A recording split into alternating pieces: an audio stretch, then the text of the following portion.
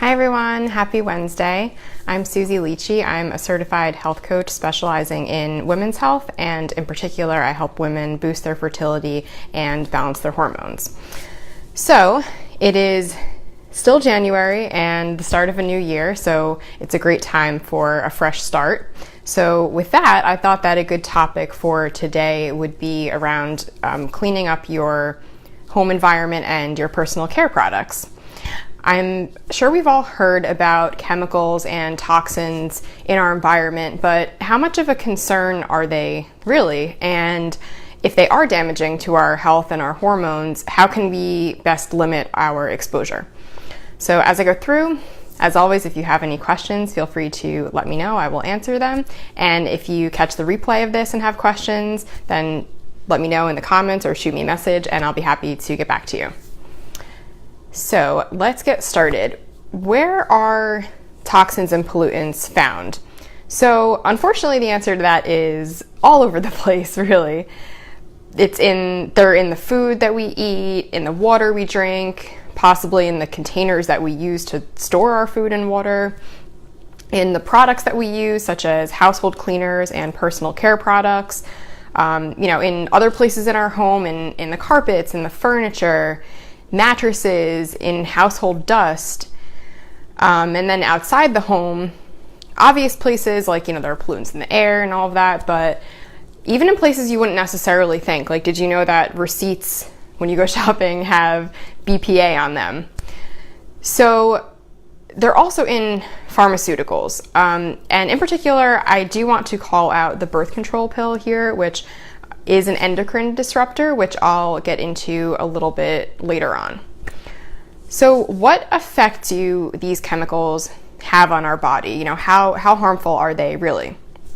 Well, they can lead to all sorts of symptoms, including things like constant fatigue, weight gain, bad breath, digestive issues, in particular constipation, headaches and other aches and pains, skin reactions such as rashes, acne, eczema, and psoriasis. So, all sorts of symptoms can be attributed to some of these contaminants that are in our home environment and outside the home as well. And what effect do they have on our hormones and our fertility in particular? So there are a lot of chemicals in our environment that are endocrine disruptors, which I touched on earlier, or mentioned that I would discuss in further detail. But that basically means that they interfere with our endocrine system, which is our hormone system. And there is a lot of research showing that these endocrine disruptors lower fertility and can increase the incidence of certain conditions such as endometriosis and even some cancers. So really not good.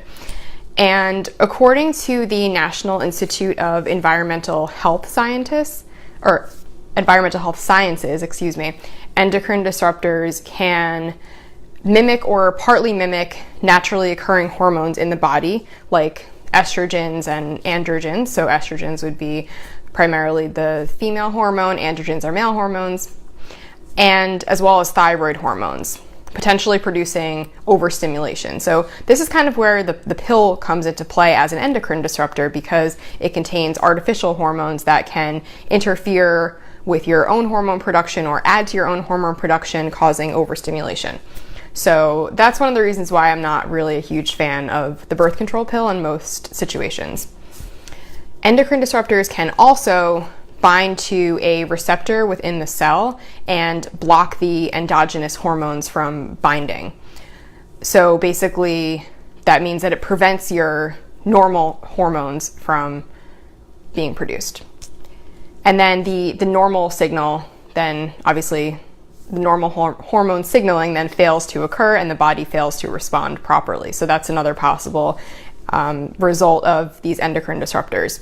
They can also interfere or block the way natural hormones or their receptors are made or controlled. For example, by altering the way that our natural hormones are metabolized in the liver.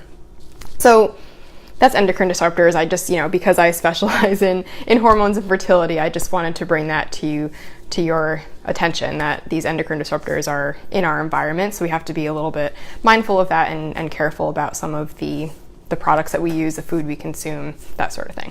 Not to stress you out, but just something to be aware of. All right, so now that we know all of this, how can we limit our exposure to these harmful chemicals and pollutants? Well, first let's start with food. So you can purchase organic fruits and vegetables when possible. That definitely helps, especially the Dirty Dozen, which I know I talked about in my video on simplifying nutrition.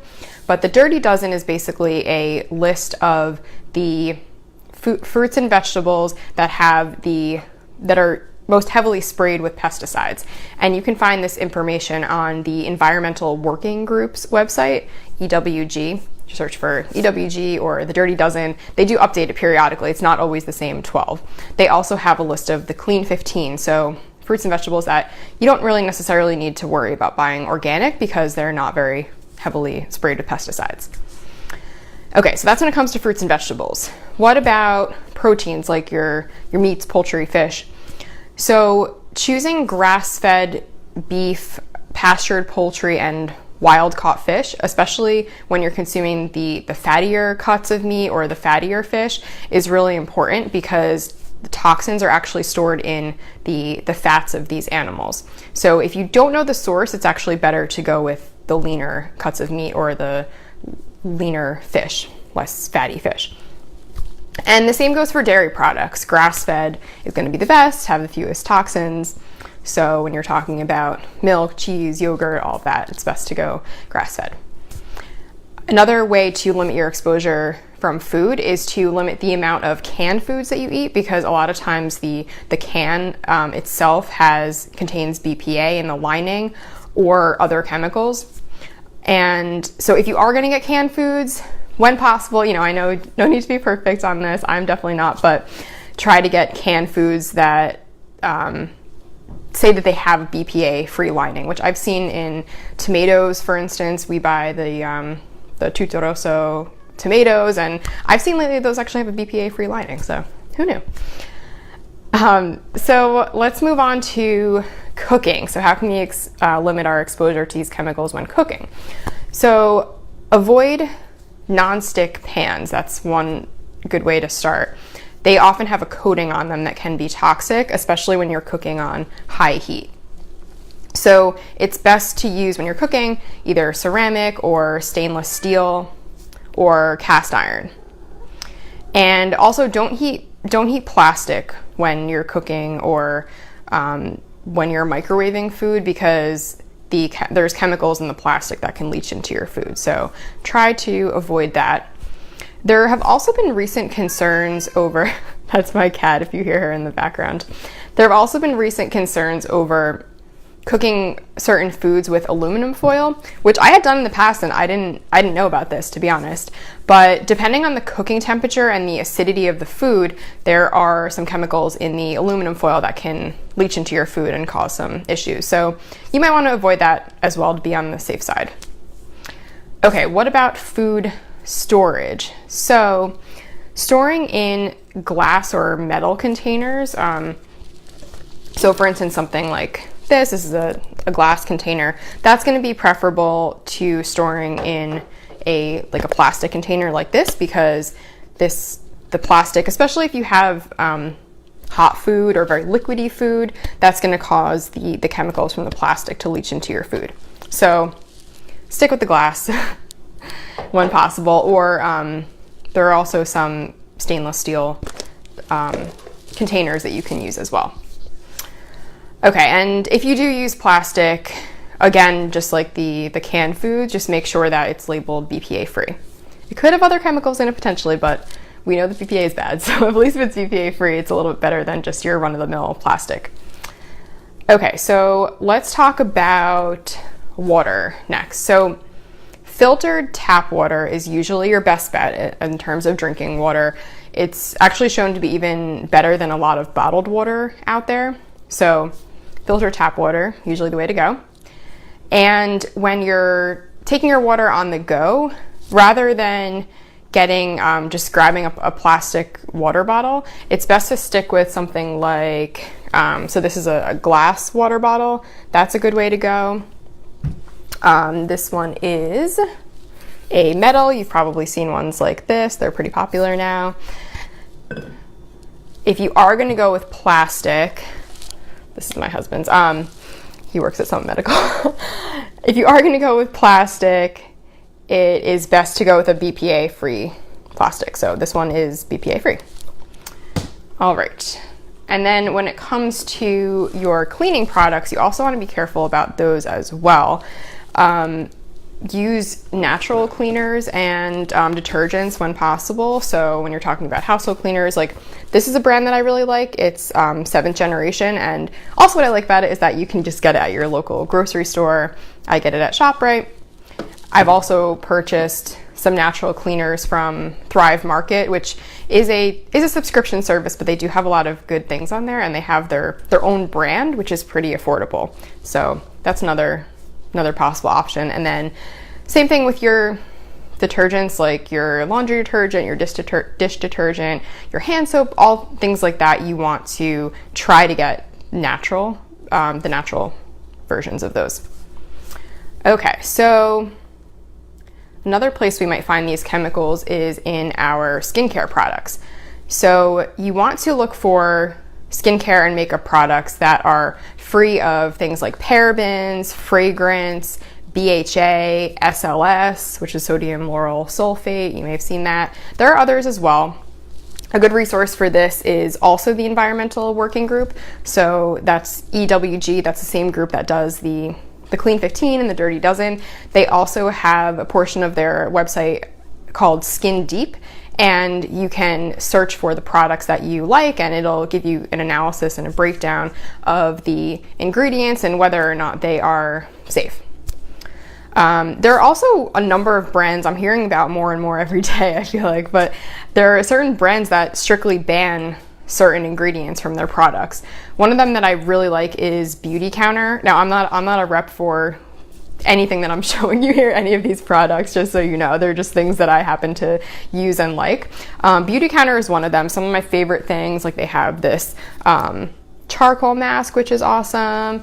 They have, this is, like eyeshadow that's all natural. Not necessarily all natural, but non-toxic. This Dew Skin tinted moisturizer is nice. So that's one brand that I like. There's also one called Thrive Cosmetics. I really like their mascara.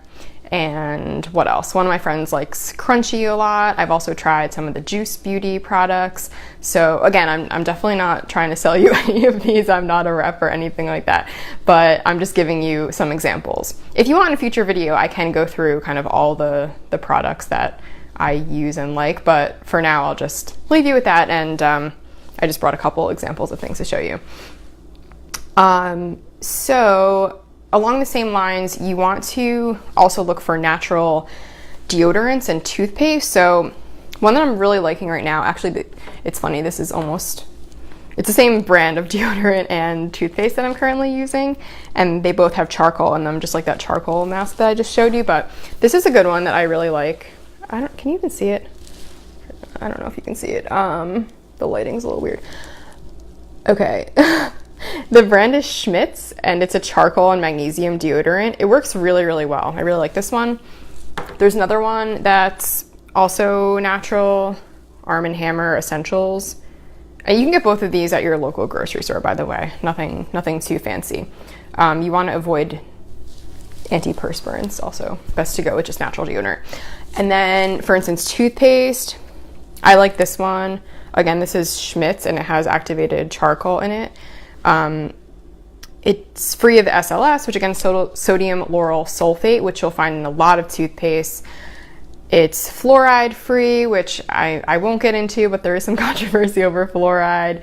Doesn't have any dye or artificial flavors or anything like that. I also get I use an all natural toothpaste for my little guy as well. Actually, I was going to bring that to show you, but I forgot. But anyway, that one as well is fluoride free, all natural. I believe it's Tom's brand. Another option for just natural skincare products that's also really cheap is things like coconut oil. I don't use this as a moisturizer because it makes me break out and I have super sensitive skin, but for things like taking off your makeup, it's awesome. And what else? Using natural oils is great too, either just on their own. This one is I'm sorry that you can't really see these that well. This is tamanu oil. This one is jojoba oil.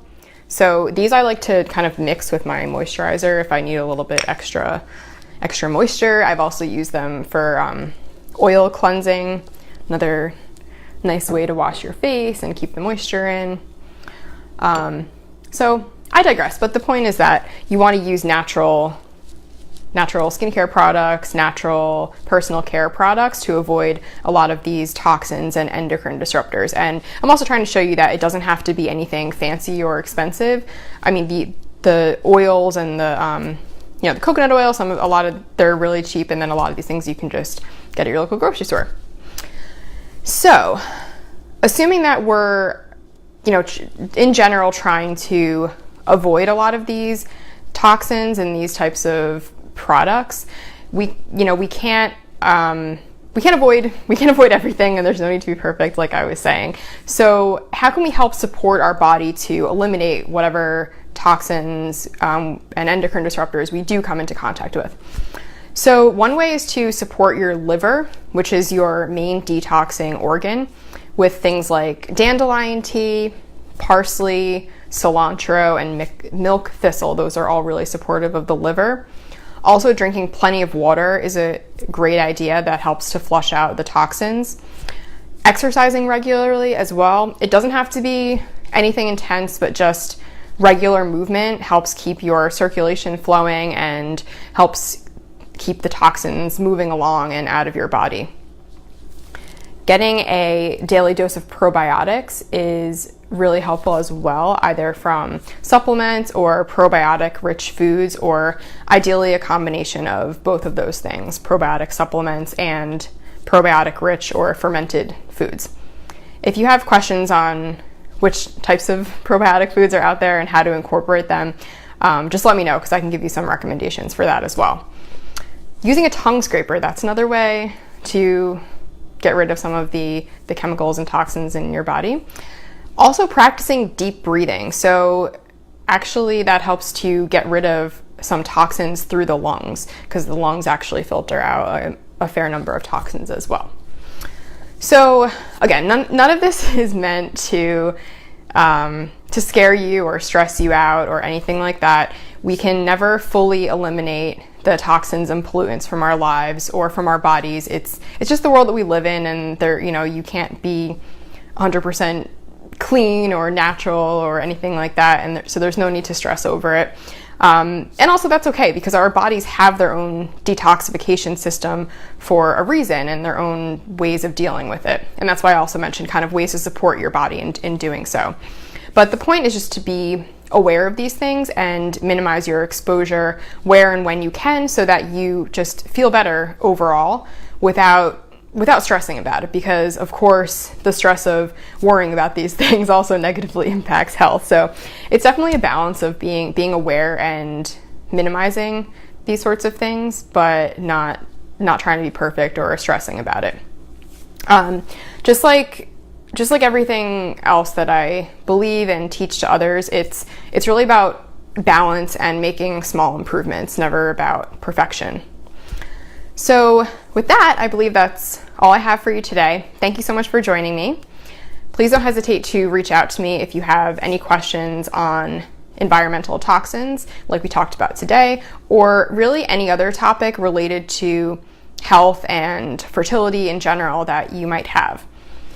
As a coach, I've mentioned before, but I do offer free consultations for those who want to get some help, especially if you're trying to regulate your cycle so that you can get pregnant. That's really my specialty and what I love doing the most, but I also help women with other hormonal issues as well.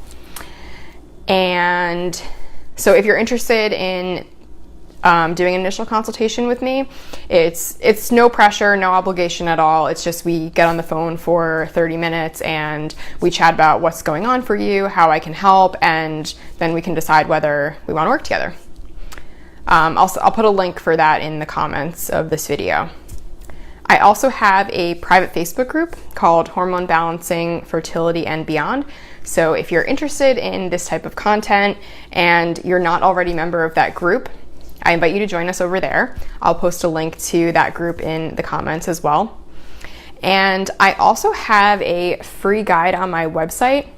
It's my top 5 tips for boosting your fertility. So I will post a link to that in the comments as well, but just know it is on the homepage of my website, which is healthequilibriumcoaching.com. You just give me your first name and your email address and you will immediately get access to that free guide.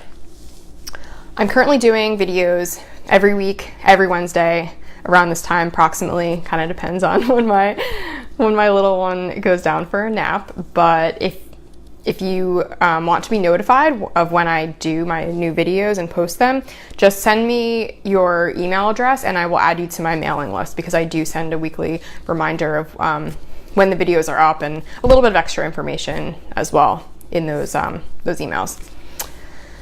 I also have a YouTube channel where I'm posting all these videos. So I'll post a link to my channel in the comments. Please subscribe, share, like, comment, etc. It really does help me reach more people and keep doing what I'm doing. So thank you in advance for that. And again, thank you so much for joining me and have a great rest of your week.